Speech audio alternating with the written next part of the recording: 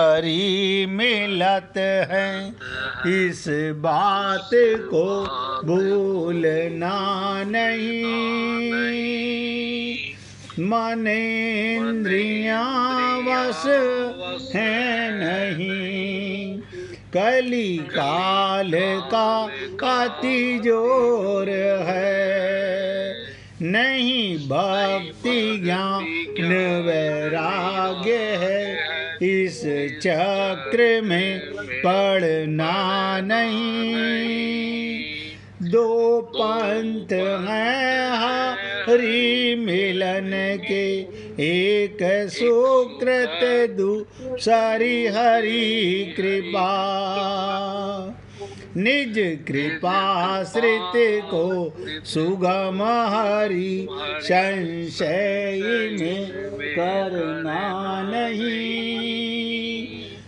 बैठत उठत घूमत फिरत बस, यही नाद लगाए दे। नर देह जिसने दिया सो प्रिय, दरस आए दिखाए दे। यों ही करत कछु दिवस में बेचैनता बढ़ जाएगी, फिर आप ही वह मधुर मूर्ति अंक भर लिपटाएगी। हे पुण्यात्माओं, आत्मा का सदा का संबंधी परमात्मा, परमात्मा का परिवार और शरीर का सदा का संबंधी संसार। बस आज इस घर में पैदा हुए, कल दूसरे घर में पैदा हो जाएंगे। आज ये मेरा पति बना, अगले जन्म में हम किसी के पति बनेंगे या हमारा कोई पति बनेगा। जानवर योनि में जाओगे तो जानवरों से संबंध हो जाएगा।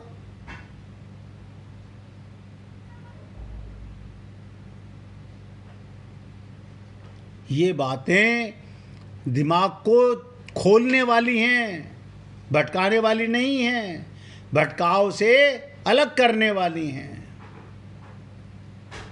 तो ये चार बातें भगवान में ही लग सकती हैं। हमारा स्वरूप भगवान से मिलता है, जिसके साथ हमारा संबंध नित्य रहने वाला है वो है परमात्मा। जिससे हम कभी कुछ नहीं चाहते वो है परमात्मा। कोई आत्मा परमात्मा से कुछ नहीं चाहती, सब आपका अज्ञानता मांगती है भगवान से। और हमारे पास जो कुछ है वो सब जिसको समर्पित कर दें। अगर आत्मज्ञान हो गया तो तेरा तुझको अर्पण क्या लागे मेरा, तेरा तुझको अर्पण, सब कुछ परमात्मा का। उसे भी देने में नहीं, ऐसा नहीं है हमने इतने लाख रुपए दान कर दिए हैं। आपको पता है हम कितना दान करते हैं? हाँ पता है, खूब पता है हमारे को।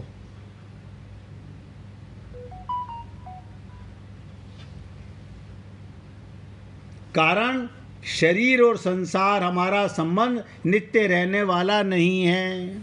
नोट कर लो, आत्मा का ना शरीर से संबंध रहने वाला है ना संसार से संबंध रहने वाला है, और उससे हमारा स्वरूप की एकता भी नहीं है। ध्यान से सुनिएगा, हमारा शरीर से और संसार से, परिवार से हमारे स्वरूप की एकता नहीं है। प्रति क्षण बदलने वाले के साथ, नोट करो, प्रति क्षण बदलने वाले के साथ कभी ना बदलने वाले की एकता कैसे हो सकती है आप बताओ? प्रति क्षण बदल रहा है शरीर, और आत्मा अनंत जन्मों पहले भी वही थी, आज भी वही है। आपको बड़ा ताज्जुब होता होगा, ऐसे कैसे हो सकता है? सतयुग में भी मैं ही था और आज भी मैं ही हूं। सतयुग से लेके अब तक हम जाग नहीं सके, होश में नहीं आ सके, माया के बंधन में भटकते रहे। मैं ऐसा नहीं कह सकता हूं कि भगवान की कृपा नहीं हुई होगी, हमें संत महात्मा नहीं मिले होंगे, लेकिन हमारा मन माया का गुलाम रहा, हमारा सूक्ष्म शरीर बिगड़ा रहा, हमारा सूक्ष्म शरीर दिव्य नहीं हुआ, चेतन नहीं हुआ, प्रकाशवान नहीं हुआ। हमने हमेशा अपने को शरीर ही माना, तो एक नहीं करोड़ों संत आगे कुछ नहीं कर सकते।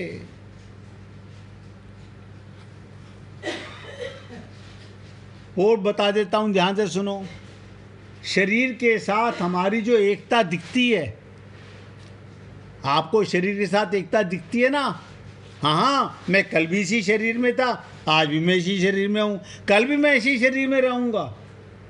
ये वास्तविक नहीं है मेरे भाई, मानी हुई है। बचपन के शरीर में, बालक के शरीर में आप थे, जवान के शरीर में आप थे, बुढ़ापे के शरीर में आप हो, लेकिन आंखें नहीं खुल रही, जागृति नहीं हो रही। मानी हुई एकता कर्तव्य का पालन करने के लिए नहीं है। जिसके साथ हमारा संबंध है शरीर का, उसकी केवल सेवा हो सकती है, पर उसके साथ अपनापन नहीं हो सकता।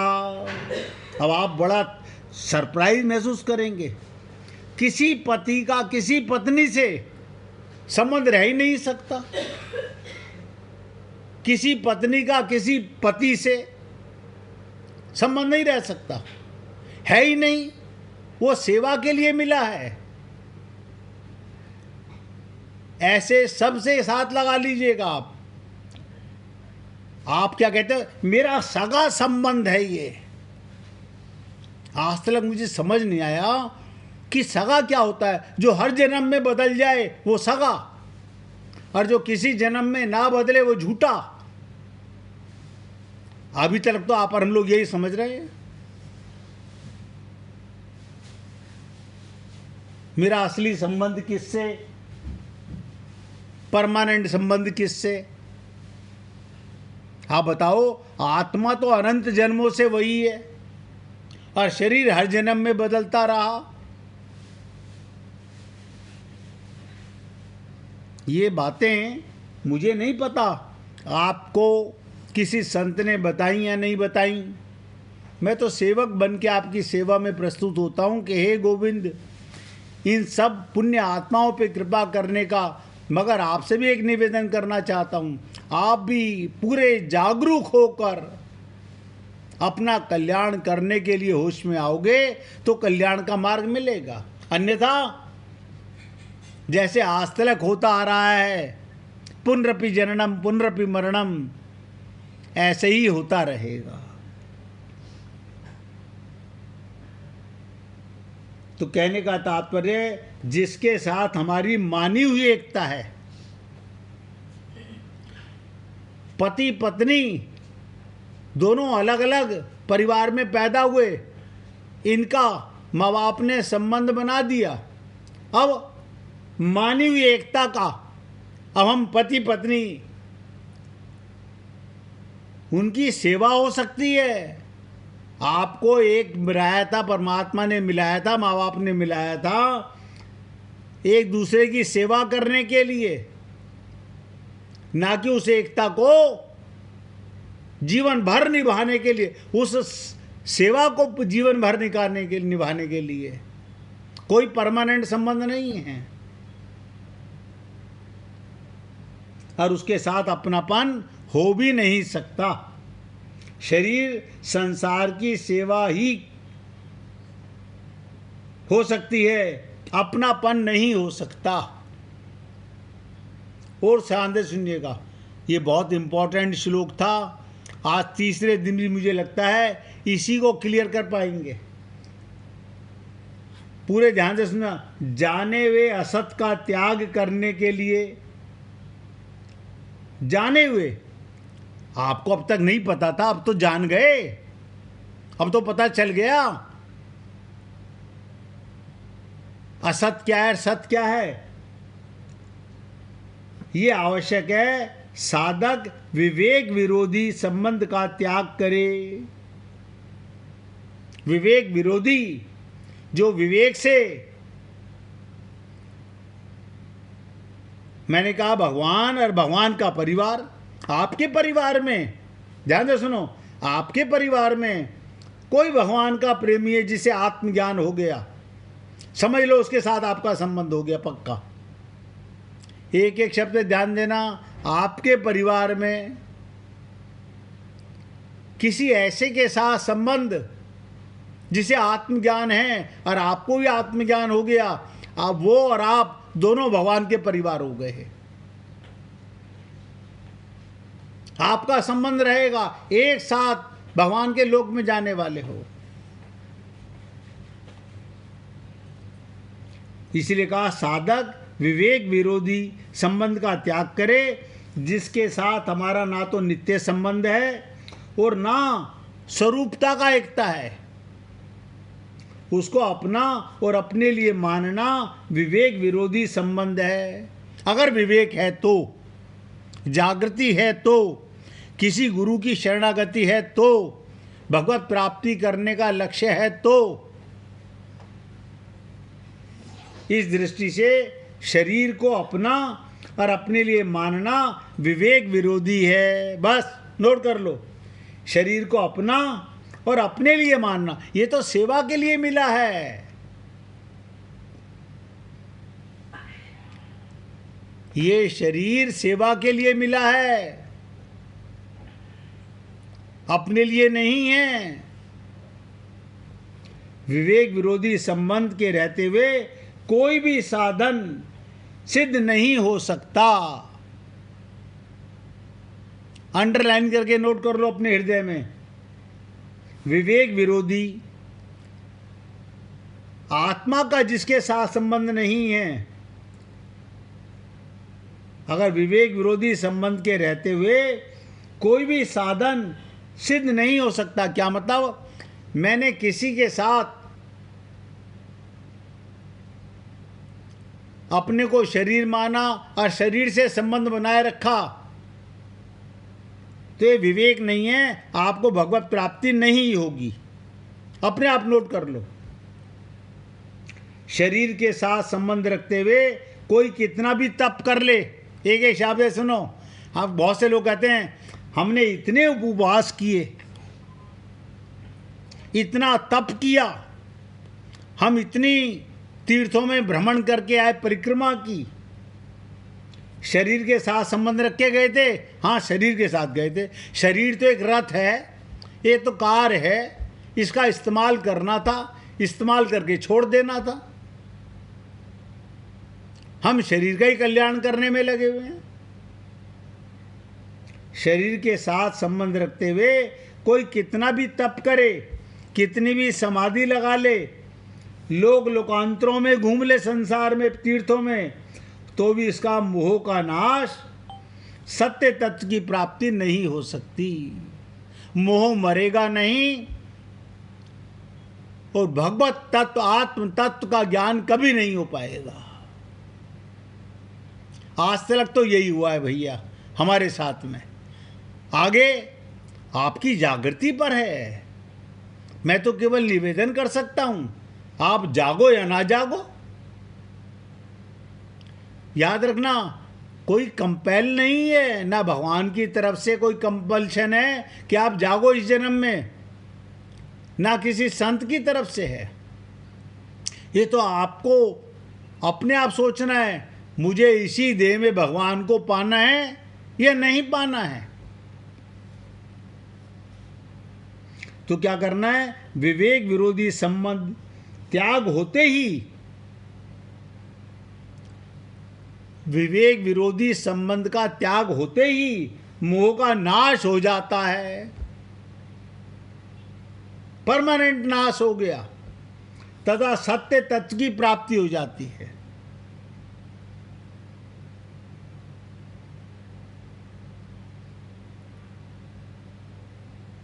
इसलिए विवेक विरोधी संबंध का त्याग किए बिना साधक को चैन नहीं बैठना चाहिए। क्या करना चाहिए? बैठत उठत घूमत फिरत, कि मुझे वो राह क्यों नहीं मिल रही, ऐसी चाह हो खाली ये सोचने से अब भगवान कृपा कर देंगे, भगवान कृपा नहीं करते। भगवान ने तो कृपा कर ही रखी है, आत्मा के साथ सदा रहते हैं। ये आपको कृपा करनी है अपने आप पर।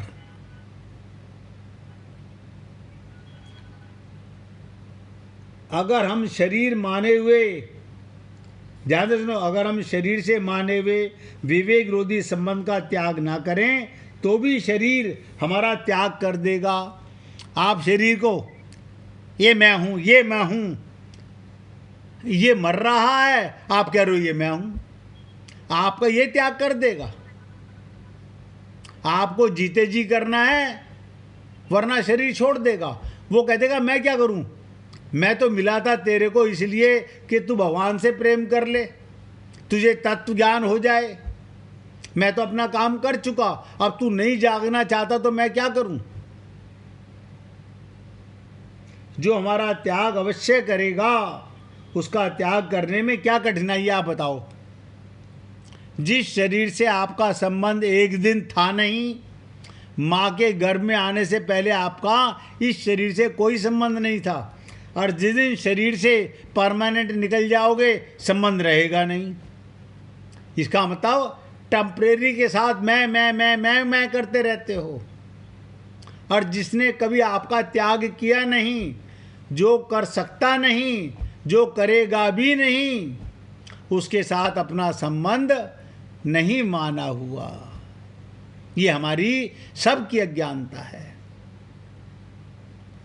इसलिए किसी भी मार्ग का कोई भी साधक क्यों ना हो, उसे इस सत्य को स्वीकार करना ही पड़ेगा कि मैं शरीर नहीं हूं, शरीर मेरा नहीं है और शरीर मेरे लिए नहीं है। 3 चीजें नोट कर लो। मैं शरीर नहीं हूं, शरीर मेरा नहीं है और शरीर मेरे लिए नहीं है, क्योंकि मैं अशरीरी, मैं शरीर से अलग आत्मा, चेतन आत्मा हूं, और मेरा स्वरूप अव्यक्त है,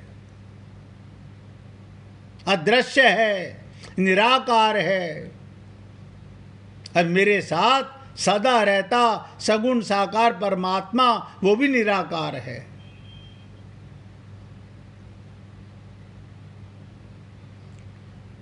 देखिए, ये सब बातें मैं अपनी तरफ से ही आपको बताने का प्रयत्न कर रहा हूं।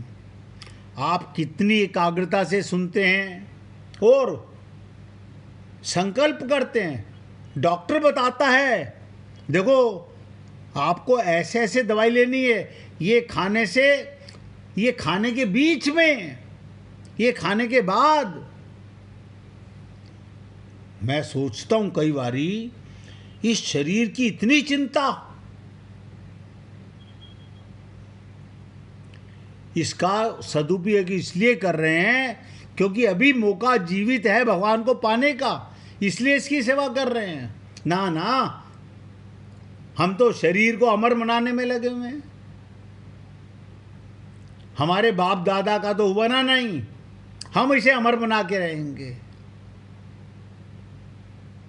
ये पंचमहाभूत का है, जड़ शरीर है, आप चेतन हो, ये केवल सेवा के लिए मिला है, एक दूसरे की सेवा करने के लिए। ये अज्ञानता कैसे मरेगी, किस तरह मरेगी, बार बार सोचो। और मैंने जो निवेदन किया, आपके किसी के भी मन में अगर कोई प्रश्न है, क्योंकि देखो अब इसके बाद में आगे बहुत कुछ और गूढ़ चर्चा हो जाएगी। भगवान यहाँ तक यूँ थोड़ा बहुत आप सुनते रहोगे। अगर आप यहाँ नहीं चेतन हुए, जागे, होश नहीं आया, तो आगे की गीता ठन ठन गोपाल है, कुछ नहीं पल्ले पड़ने वाला। क्यों? जब तक आत्मा नहीं मानोगे तो भगवान की वाणी नहीं समझ पाओगे। भगवान ने बतेरा प्रयत्न किया, शरीर से निकलो और अपने को जो हो वो मानो। शरीर केवल सेवा के लिए मिला, परिवार की करो, संसार की करो, समाज की करो, ये डिसाइड आपको करना है। 1 मिनट भगवान का कीर्तन करेंगे, उसके बाद आगे चर्चा करेंगे। श्रीमन नारायण नारायण नारायण।